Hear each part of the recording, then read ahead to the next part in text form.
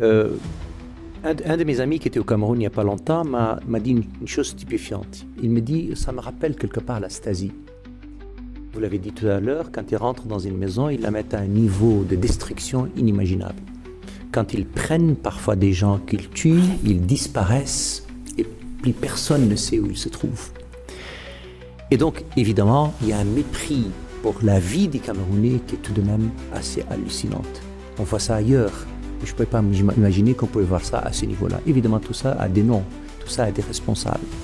Et donc, notre devoir à tous, au-delà du Cameroun, mais du Cameroun parce que c'est de ça dont il s'agit maintenant, c'est que des enquêtes soient faites, c'est que des noms soient absolument donnés.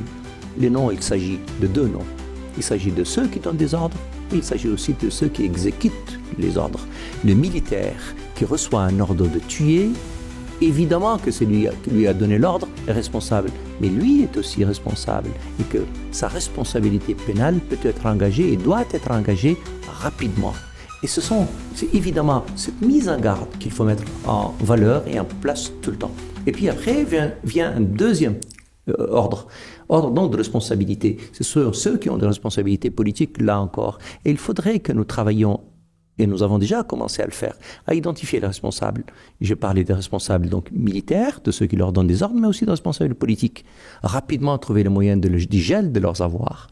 Rapidement trouver le moyen pour que leur responsabilité directe soit identifiée, poursuivie là où ils le seront.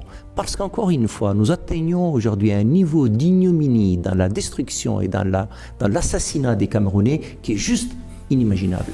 Est-ce que vous avez des personnes comme ça que vous avez déjà identifiées? Mais bien entendu, c'est ce que je vous disais tout à l'heure. D'abord, tout est filmé, tout est vu au su de tout le monde. Vous mettez n'importe quel média social qui s'intéresse au Cameroun, vous avez une pléthore d'images qu'on n'avait pas il y a 20, 30 ans. Et vous savez mais on ne sait pas quelle est la chaîne de commandement. Qui demande d'aller tuer? La chaîne de commandement au Cameroun est connue. Il n'y a pas besoin d'aller la chercher. Vous avez parlé tout à l'heure de la BIR, évidemment, qu'elle n'est pas capable de faire le maintien de l'ordre. Ceux qui font le maintien de l'ordre, ceux qui font de la police politique, ceux qui font du massacre, qui sont chargés la nuit d'aller chercher les gens là où ils sont connus. Et donc les identifier, que nous commençons à le faire déjà avec nos confrères camerounais, que nous recevons nous ici, mais ne vous en faites pas, nous allons vous présenter tout cela assez rapidement. Vous allez présenter ça assez rapidement, Abdelaziz Moundé. Alors, j'ai vu tout à l'heure les images qui parlent. Et le slogan de campagne de Paul Biya, c'était « Grandeur et espérance ». Et je vais utiliser l'espérance parce que ça relève de la liturgie, parce que je ne sais pas ce que l'espérance venait faire dans un pays où on a besoin de projets concrets. Ce que Maître venait de dire tout à l'heure, il est évident que ce travail qui est fait par les avocats d'Issa Tiroma, il est en train d'être fait par des organisations locales. J'ai vu un certain nombre d'organisations de droits de l'homme locales, un certain nombre de lanceurs d'alerte qui sont déjà au quotidien en train de documenter, de trouver les noms des familles. Moi, j'ai vu un certain nombre de noms, on parle de 60 morts, on va déjà au-delà de 60 morts, des exactions qui sont commises, parce que ce que le pouvoir fait, c'est qu'on est en train de mettre en avant des stations qui sont brûlées, des édifices publics, etc. Mais c'est en réaction. Il y a eu une réaction à des chars d'assaut. Qu'est-ce que les chars d'assaut viennent faire dans la rue?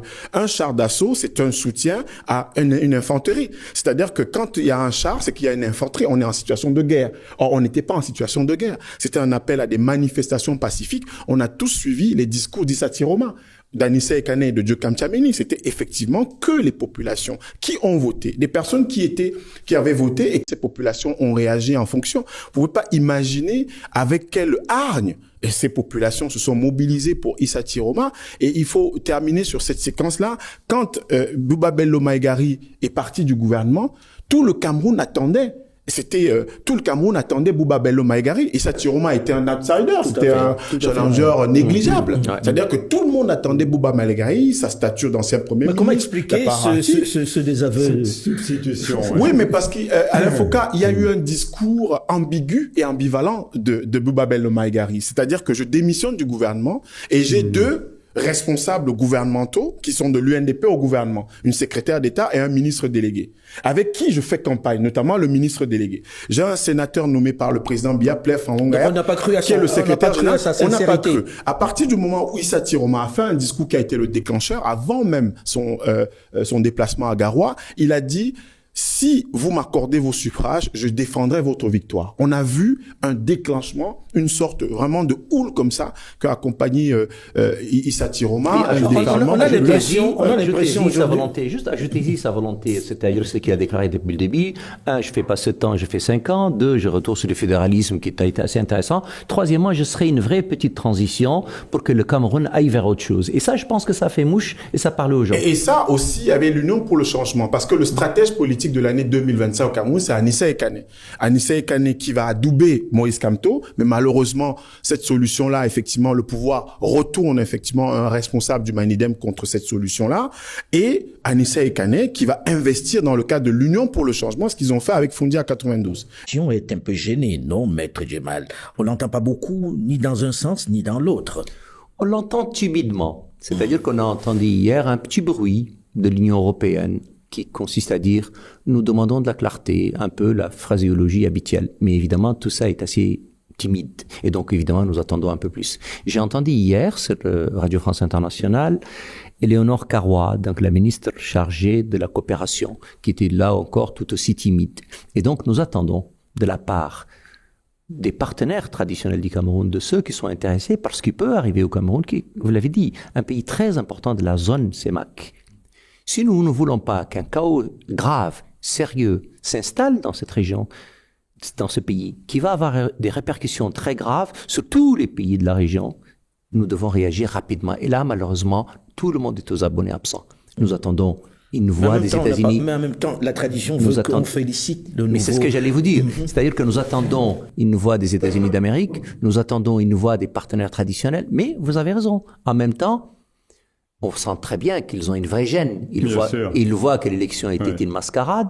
Ils voient que le résultat n'est pas sérieux. Vous l'avez dit tout à l'heure pour le protocole assez particulier et millimétré de la Cour constitutionnelle. Ils sont même pas allés.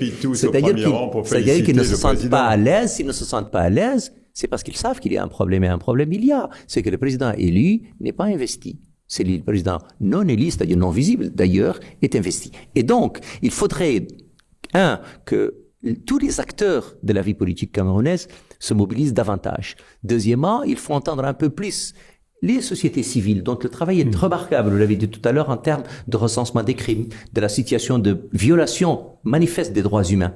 Et donc, il faudrait que les partenaires, à commencer, par les partenaires traditionnels, c'est-à-dire la France, c'est-à-dire l'Union européenne, les États-Unis d'Amérique, fassent entendre leur voix, là où ils ont été très rapides à la faire entendre en Ukraine, là où ils étaient très rapides à la faire entendre pas très rapide, mais ils l'ont fait entendre quand même à Madagascar et un peu au Gabon, mais aussi dans les pays de l'Ouest. C'est-à-dire qu'on s'attend à ce que la vie des Camerounais veuille dire quelque chose, qu'elle soit respectée, qu'on ne laisse pas un pouvoir qui, en fin de parcours, canarder une situation. Comment expliquer cette gêne ? Le Cameroun, comme l'ensemble des pays africains, maintenant, les chefs d'État africains, ils ont le monde entier dans leur salle d'attente. Là, on parle de la France, du monde occidental, etc., des partenaires traditionnels. Mais moi, par exemple, je trouvais c'était vraiment symptomatique quand le président Emmanuel Macron, il vient au Cameroun. Je crois que c'était en juillet 2022. Et il passe quasiment 3/4 de son discours à faire la leçon à Paul Biya, en disant attention à la Russie, voilà, là, c'est la Russie qui va qui est vraiment le pays colonialiste, etc.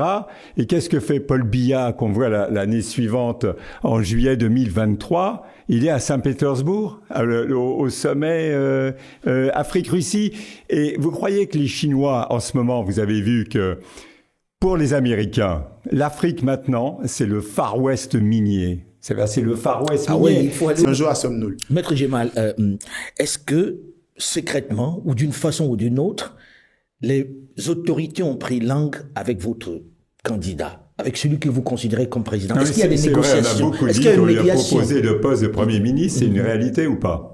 Je vais vous répondre, mais permettez-moi de rebondir ce que Antoine Glaser a dit tout à l'heure à propos de l'instabilité et donc la volonté de pillage, en gros, des matières premières et des ressources du Cameroun. D'abord, on ne peut pas évidemment faire des affaires avec un pays qui est en difficulté. Deuxièmement, on ne peut pas faire des affaires dans un pays qui a 43 ans de frustration très forte. Et donc, si on laisse la situation comme elle est actuellement, non seulement le pays va aller dans un chaos qui est incroyable, mais en même temps, il n'y aura plus d'affaires, il n'y aura plus de matières premières, et ce sera une pagaille généralisée dont tout le monde souffrira. y compris les pays qui lorgnent sur les matières premières.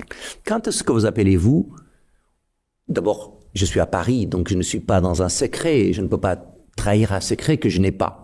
J'ai entendu, par-ci et par-là, raconté dans des journaux, mais au-delà, qu'effectivement, des propositions ont été faites, mais croyez-moi, elles n'ont aucune chance d'aboutir. On parle de Premier ministre, avec quelques postes de ministère de souveraineté. C'est ce qu'on m'a dit. Je ne l'ai pas su de l'état-major, je l'ai entendu susurrer comme vous un peu partout. Mais la réponse qui me revient à chaque fois, c'est que si telle proposition avait lieu, elle n'a aucune chance d'aboutir. Si elle a eu lieu, elle n'a pas abouti. Et si demain elle devait avoir lieu, elle n'aboutirait pas davantage. Le président Chiroma a, pour le coup, une lecture très claire. Vous avez dit tout à l'heure, ça n'était pas le candidat naturel. Il y avait un autre candidat aux yeux des gens qui était naturel. Mais les populations ne sont ni stupides, ni idiotes. Et elles voient la sincérité. Elles ont tout de suite compris que chez Chiroma, dégage. Donc, M. Chiroma dégage une sincérité que les autres n'ont pas. Il a franchi le Rubicon. Évidemment, ils l'ont senti, ils l'ont vu. Et bien, cette sincérité et ce pacte qu'il a eu avec les gens, j'ai du mal à imaginer qu'un poste de Premier ministre, pardon, il a été ministre 27 ans, que ça ne change pas grand-chose à sa vie. Et donc, à 76 ans, il le dit toujours, je n'attends plus rien, j'ai un devoir vis-à-vis des Camerounais, je vais mettre une transition qui durera 5 ans et pas 7 ans, et je vais passer la main à d'autres gens, éventuellement avec un pays qui sera dans des conditions différentes. Donc, les petits couloirs, les petits arrangements, de couloirs, les petits arrangements auxquels le palais d'étudier est habitué, je n'ai pas l'impression que ce soit ça la démarche ni la logique du président Chiroma. Maître Djemal, est-ce que vous pensez que c'est possible qu'il puisse y avoir une médiation entre les deux parties parce qu'il y a du sang qui coule dans la rue? Je ne sais pas si c'est possible, en tout cas c'est souhaitable. Ce qui est souhaitable d'abord, c'est que l'homme d'État Biya reconnaisse la souffrance de sa population, ait un sursaut de lucidité et accepte de tendre la main à celui que le peuple camerounais a choisi. C'est un scénario qui peut paraître fiction pour certains, mais il n'est pas tout à fait impossible. La deuxième chose, c'est que le mépris de la vie humaine doit s'arrêter. Personne ne décidera à la place des Camerounais de leur destin. C'est en tout cas les choses telles que je les vois. Soit les Camerounais décident définitivement de se dire on ne va pas nous confisquer notre victoire, on ne va pas accepter que les choses se déroulent comme certains souhaitent qu'elles soient actuellement de l'autre côté donc du pouvoir, et prennent leur destin en main. Mais là, on va vous accuser d'appeler à l'insurrection. Moi, je n'appelle à rien du tout. Vous savez, l'appel peut être pacifique, ça peut être des villes mortes. Il n'y a pas forcément de violence auxquelles les gens appellent. D'ailleurs, le président Chiroma lui-même n'a jamais appelé à la violence. Il a demandé le dimanche dernier une manifestation qui était plutôt un franc succès. Il n'est pas impossible que ce genre de démarche se poursuive jusqu'à ce que de l'autre côté du pouvoir, qu'on comprenne définitivement que le peuple camerounais a 43 ans de souffrance et qu'ils veulent définitivement aller vers autre chose. Ce schéma-là est tout à fait possible. Je ne vois pas, en tout cas dans l'état actuel de la psychologie du président Chiroma, qui est le président élu, une autre solution à part celle-là. Cela dit, je pense que c'est un homme de dialogue et il l'a prouvé depuis toujours, tout est tout à fait possible. Mais pour qu'elle soit possible, il faut que la vérité des urnes soit connue de tous et qu'elle soit respectée.